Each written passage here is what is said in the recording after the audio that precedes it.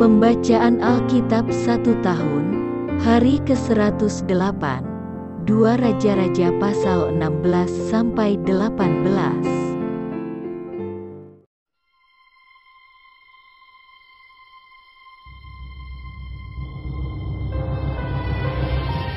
2 Raja-Raja pasal 16 ayat 1-20. Ahaz, Raja Yehuda. Dalam tahun ke-17 zaman Pekah bin Remalia, Ahaz anak Yotam, Raja Yehuda, menjadi raja. Ahaz berumur 20 tahun pada waktu ia menjadi raja, dan 16 tahun lamanya ia memerintah di Yerusalem. Ia tidak melakukan apa yang benar di mata Tuhan Allahnya, seperti Daud, bapa leluhurnya.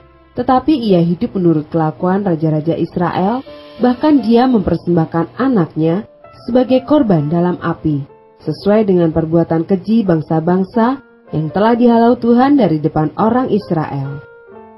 Ia mempersembahkan dan membakar korban di bukit-bukit pengorbanan, dan di atas tempat-tempat yang tinggi, dan di bawah setiap pohon yang rimbun. Pada waktu itu majulah Rezin Raja Aram dan Pekah bin Remalia Raja Israel untuk memerangi Yerusalem. Dan mereka mengepung Ahaz, tetapi mereka tidak dapat mengalahkan dia. Pada masa itu, Rezin Raja Aram mengembalikan Elat kepada Edom. Lalu ia mengusir orang-orang Yehuda dari Elat. Datanglah orang-orang Edom ke Elat dan diam di sana sampai hari ini. Ahaz menyuruh utusan-utusan kepada Tiglat-Pileser, Raja Asyur, mengatakan, "Aku ini hambamu dan anakmu.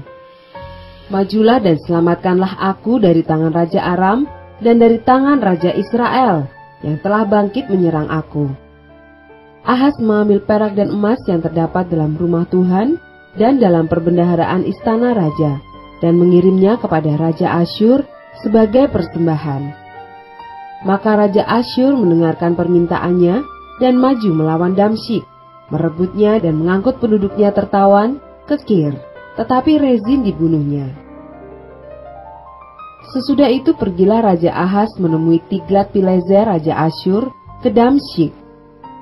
Setelah Raja Ahaz melihat mezbah yang ada di Damsyik, dikirimnyalah kepada Imam Uria ukuran dan bagan mezbah itu menurut buatannya yang tepat. Lalu Imam Uria mendirikan mezbah, tepat seperti keterangan yang dikirim Raja Ahaz dari Damsyik. Demikianlah dibuat Imam Uria menjelang datangnya Raja Ahaz dari Damsyik. Setelah raja pulang dari Damsyik, maka raja melihat mezbah itu. Lalu mendekatlah raja kepada mezbah itu, naik ke atasnya, membakar korban bakarannya dan korban sajiannya, mencurahkan korban curahannya di atas mezbah itu, dan menyiramkan darah korban keselamatannya kepadanya. Tetapi ia menyuruh menggeser mezbah tembaga yang ada di hadapan Tuhan dari depan rumah Tuhan, dari antara mezbah baru dengan rumah itu, dan menaruhnya di sebelah utara mezbah baru itu. Kemudian Raja Ahaz memerintahkan kepada Imam Uria, "Bakarlah di atas mezbah besar itu korban bakaran pagi dan korban sajian petang, juga korban bakaran dan korban sajian raja, lagi korban bakaran dan korban sajian, dan korban-korban curahan seluruh rakyat negeri. Dan siramkanlah kepadanya segenap darah korban bakaran dan segenap darah korban sembelihan, tetapi mezbah tembaga itu adalah urusanku." Lalu Imam Uria melakukan tepat seperti yang diperintahkan Raja Ahaz. Sesudah itu Raja Ahaz memotong papan penutup kereta penopang dan menyingkirkan bejana pembasuhan dari atasnya, juga laut itu diturunkannya dari atas lembu tembaga yang mendukungnya, dan ditaruhnya di atas alas batu. Selanjutnya demi Raja Asyur, disingkirkannya dari rumah Tuhan serambi tertutup untuk hari Sabat yang telah didirikan pada rumah Tuhan, juga pintu masuk untuk raja yang di sebelah luar. Selebihnya dari riwayat Ahaz dan apa yang dilakukannya, bukankah semua itu tertulis dalam kitab sejarah Raja-Raja Yehuda? Kemudian Ahaz mendapat perhentian bersama-sama dengan nenek moyangnya, dan ia dikuburkan di samping nenek moyangnya di kota Daud. Maka Hizkia anaknya menjadi raja menggantikan dia.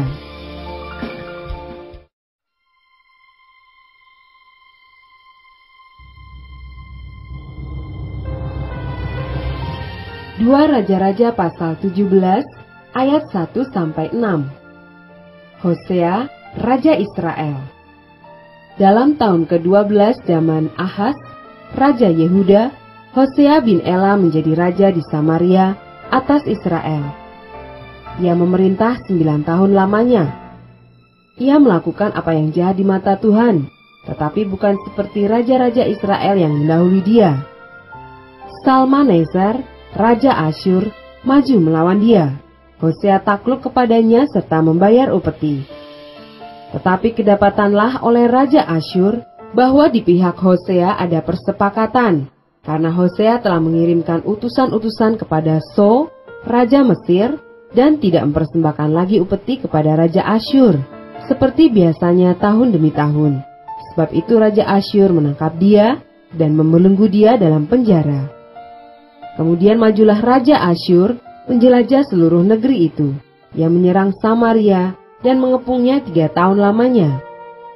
Dalam tahun ke-9 zaman Hosea, maka Raja Asyur merebut Samaria.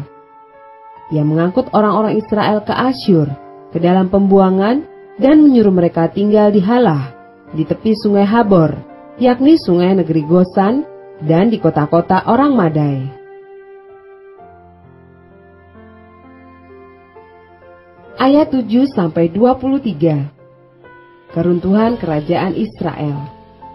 Hal itu terjadi karena orang Israel telah berdosa kepada Tuhan Allah mereka, yang telah menuntun mereka dari tanah Mesir, dari kekuasaan Firaun Raja Mesir, dan karena mereka telah menyembah Allah lain, dan telah hidup menurut adat istiadat bangsa-bangsa yang telah dihalau Tuhan dari depan orang Israel, dan menurut ketetapan yang telah dibuat raja-raja Israel.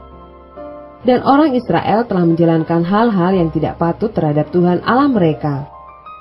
Mereka mendirikan bukit-bukit pengorbanan dimanapun mereka diam, baik dekat menara penjagaan maupun di kota yang berkubu. Mereka mendirikan tugu-tugu berhala dan tiang-tiang berhala di atas setiap bukit yang tinggi dan di bawah setiap pohon yang rimbun.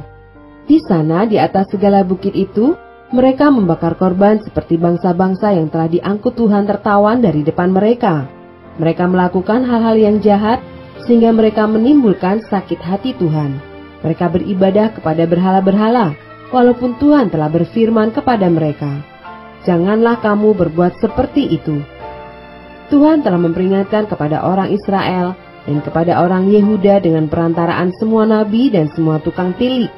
"Berbaliklah kamu daripada jalan-jalanmu yang jahat itu, dan tetaplah ikuti segala perintah dan ketetapanku, sesuai dengan segala undang-undang yang telah kuperintahkan kepada nenek moyangmu, dan yang telah kusampaikan kepada mereka dengan perantaraan hamba-hambaku para nabi." Tetapi mereka tidak mau mendengarkan, melainkan mereka menegarkan tengkuknya seperti nenek moyangnya yang tidak percaya kepada Tuhan Allah mereka. Mereka menolak ketetapannya dan perjanjiannya yang telah diadakan dengan nenek moyang mereka, juga peraturan-peraturannya yang telah diperingatkannya kepada mereka. Mereka mengikuti dewa kesia-siaan, sehingga mereka mengikuti bangsa-bangsa yang di sekeliling mereka. Walaupun Tuhan telah memerintahkan kepada mereka, janganlah berbuat seperti mereka itu. Mereka telah meninggalkan segala perintah Tuhan Allah mereka, dan telah membuat 2 anak lembu tuangan. Juga mereka membuat patung Asyera, sujud menyembah kepada segenap tentara langit, dan beribadah kepada Baal. Tambahan pula, mereka mempersembahkan anak-anaknya sebagai korban dalam api, dan melakukan tenung, dan telaah, dan memperbudak diri dengan melakukan yang jahat di mata Tuhan, sehingga mereka menimbulkan sakit hatinya. Sebab itu Tuhan sangat murka kepada Israel, dan menjauhkan mereka dari hadapannya. Tidak ada yang tinggal kecuali suku Yehuda saja. Juga Yehuda tidak berpegang pada perintah Tuhan Allah mereka, tetapi mereka hidup menurut ketetapan yang telah dibuat Israel. Jadi Tuhan menolak segenap keturunan Israel. Ia menindas mereka dan menyerahkan mereka ke dalam tangan perampok-perampok, sampai habis mereka dibuangnya dari hadapannya. Ketika ia mengoyakkan Israel daripada keluarga Daud, maka mereka mengangkat Yerobeam bin Nebat menjadi raja. Tetapi Yerobeam membuat orang Israel menyimpang daripada mengikuti Tuhan, dan mengakibatkan mereka melakukan dosa yang besar. Demikianlah orang Israel hidup menurut segala dosa yang telah dilakukan Yerobeam. Mereka tidak menjauhinya, sampai Tuhan menjauhkan orang Israel dari hadapannya, seperti yang telah difirmankannya dengan perantaraan semua hamba-Nya, para nabi. Orang Israel diangkut dari tanahnya ke Asyur, ke dalam pembuangan. Demikianlah sampai hari ini.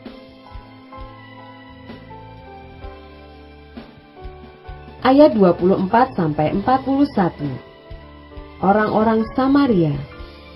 Raja Asyur mengangkut orang dari Babel, dari Kuta, dari Awa, dari Hamat, dan Sefarwaim, lalu menyuruh mereka diam di kota-kota Samaria, menggantikan orang Israel. Maka orang-orang itu pun menduduki Samaria dan diam di kota-kotanya. Pada mulanya waktu mereka diam di sana, tidaklah mereka takut kepada Tuhan. Sebab itu Tuhan melepaskan singa-singa ke antara mereka yang membunuh beberapa orang di antara mereka. Lalu berkatalah orang kepada Raja Asyur, bangsa-bangsa yang Tuanku angkut tertawan dan yang Tuanku suruh diam di kota-kota Samaria, tidaklah mengenal hukum beribadah kepada Allah negeri itu. Sebab itu dilepaskannyalah singa-singa ke antara mereka yang sesungguhnya membunuh mereka. Oleh karena mereka tidak mengenal hukum beribadah kepada Allah negeri itu. Lalu Raja Asyur memberi perintah, suruhlah pergi ke sana salah seorang imam yang telah kamu angkut dari sana ke dalam pembuangan. Biarlah ia pergi dan diam di sana dan mengajarkan kepada mereka hukum beribadah kepada Allah negeri itu. Salah seorang imam yang telah mereka angkut dari Samaria ke dalam pembuangan pergi dan diam di Betel. Ia mengajarkan kepada mereka bagaimana seharusnya berbakti kepada Tuhan. Tetapi setiap bangsa itu telah membuat allahnya sendiri dan menempatkannya di kuil di atas bukit-bukit pengorbanan yang dibuat oleh orang-orang Samaria. Setiap bangsa bertindak demikian di kota-kota yang mereka diami. Orang-orang Babel membuat patung Sukot Benot, orang-orang Kuta membuat patung Nergal, orang-orang Hamat membuat patung Asima, dan orang-orang Awa membuat patung Nibas dan Tartak. Orang-orang Sefarwaim membakar anak-anak mereka sebagai korban bagi Adramelek dan Anamelek, para allah di Sefarwaim. Di samping itu mereka berbakti kepada Tuhan dan mengangkat dari kalangan mereka imam untuk bukit-bukit pengorbanan. Maka orang-orang inilah yang melakukan ibadah bagi mereka di kuil di atas bukit-bukit pengorbanan itu. Mereka berbakti kepada Tuhan, tetapi dalam pada itu mereka beribadah kepada Allah mereka sesuai dengan adat bangsa-bangsa yang dari antaranya mereka diangkut tertawan. Sampai hari ini mereka berbuat sesuai dengan adat yang dahulu. Mereka tidak berbakti kepada Tuhan dan tidak berbuat sesuai dengan ketetapan, hukum, undang-undang dan perintah yang diperintahkan Tuhan kepada anak-anak Yakub yang telah dinamainya Israel.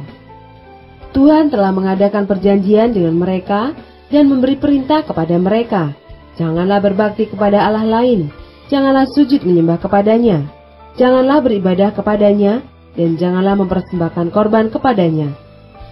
Tetapi Tuhan yang menuntun kamu dari tanah Mesir dengan kekuatan yang besar dan dengan tangan yang teracung, kepadanyalah kamu harus berbakti, kepadanyalah kamu harus sujud menyembah dan mempersembahkan korban.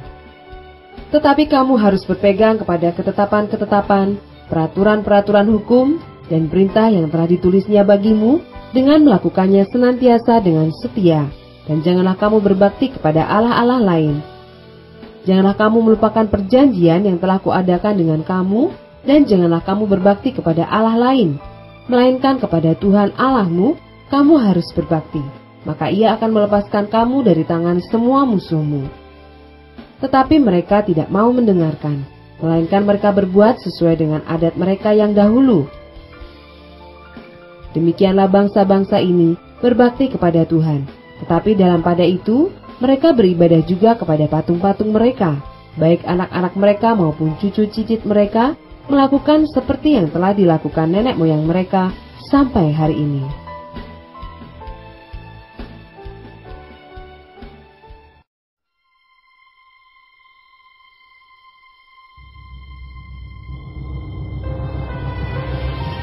Dua Raja-Raja pasal 18 ayat 1-12.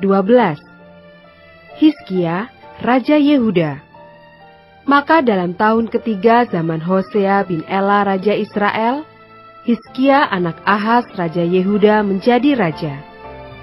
Ia berumur 25 tahun pada waktu ia menjadi raja, dan 29 tahun lamanya ia memerintah di Yerusalem. Nama ibunya ialah Abi, anak Zakaria.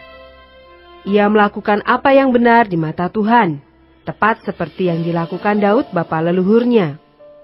Dialah yang menjauhkan bukit-bukit pengorbanan, dan yang meremukkan tugu-tugu berhala, dan yang menebang tiang-tiang berhala, dan yang menghancurkan ular tembaga yang dibuat Musa. Sebab sampai pada masa itu, orang Israel memang masih membakar korban bagi ular itu yang namanya disebut Nehustan.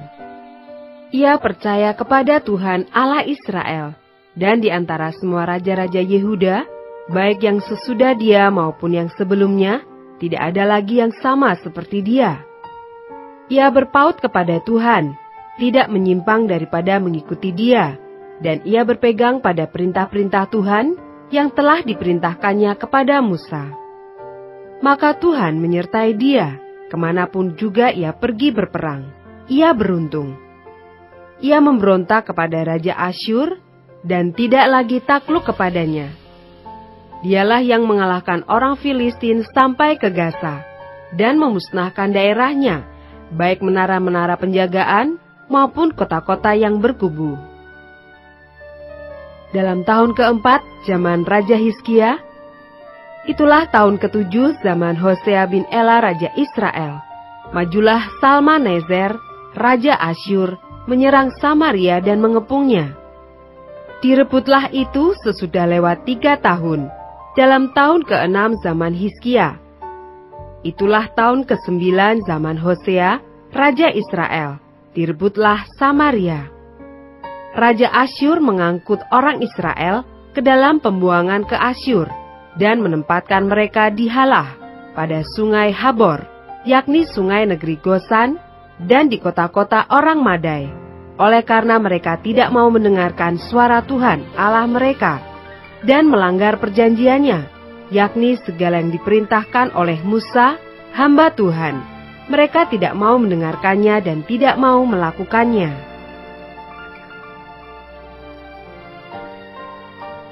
Ayat 13-37.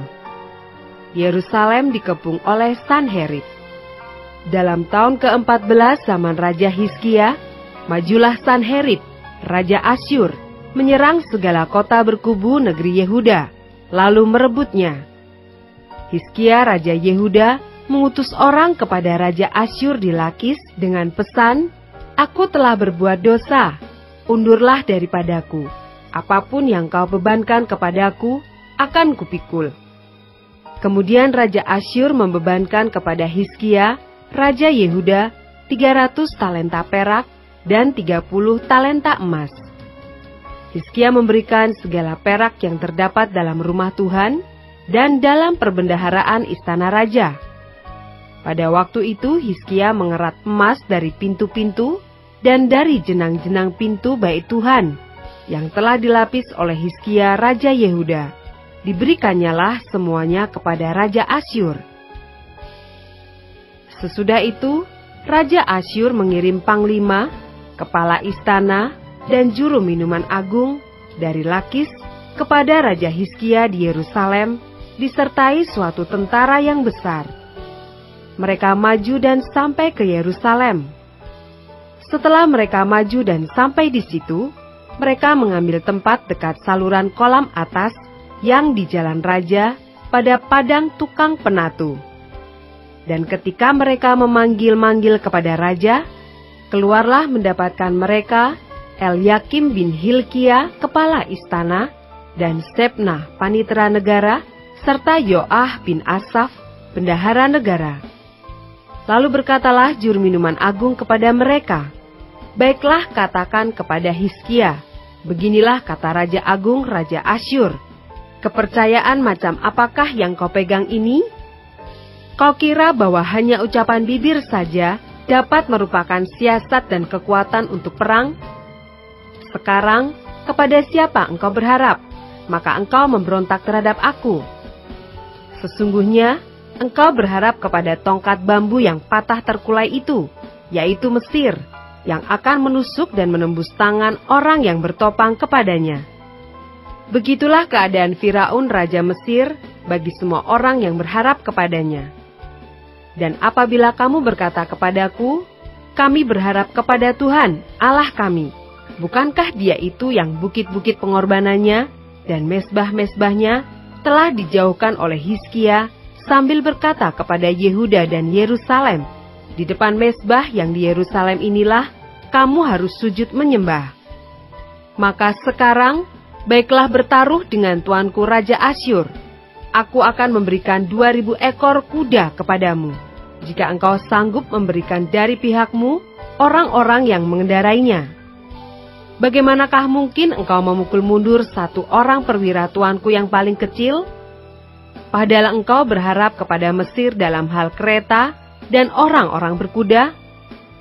Sekarang pun, adakah di luar kehendak Tuhan, aku maju melawan tempat ini untuk memusnahkannya?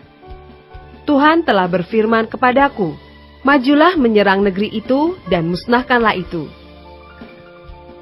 Lalu berkatalah Eliakim bin Hilkia, Sebna dan Yoah kepada juru minuman agung, silahkan berbicara dalam bahasa Aram kepada hamba-hambamu ini, sebab kami mengerti.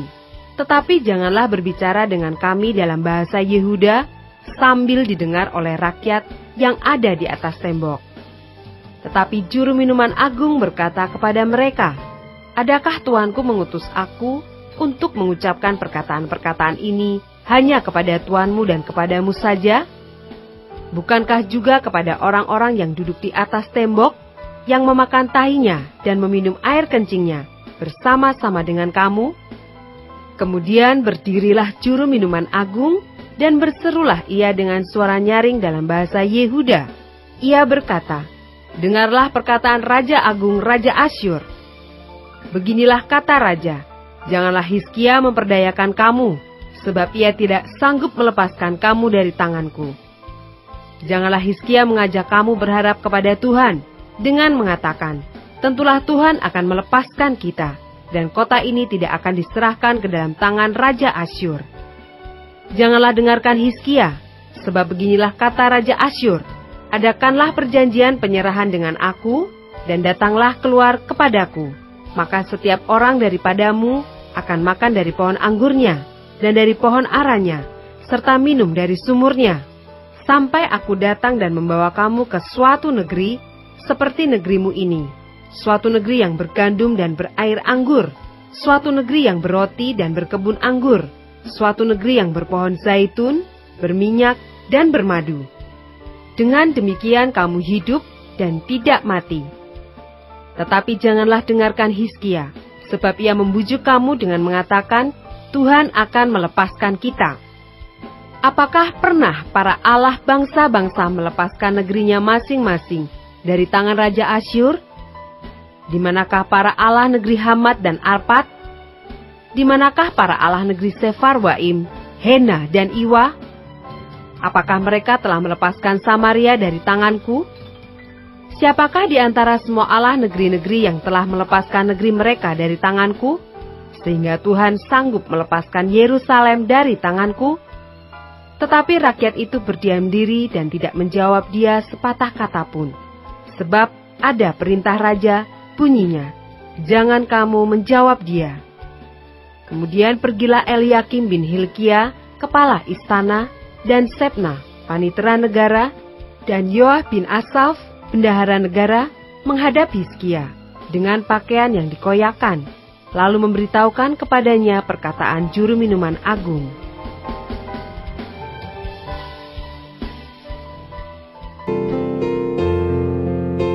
Demikianlah pembacaan Alkitab 1 tahun di hari ke-108. Yang berbahagia ialah mereka yang mendengarkan firman Allah dan yang memeliharanya. Tuhan memberkati. Amin.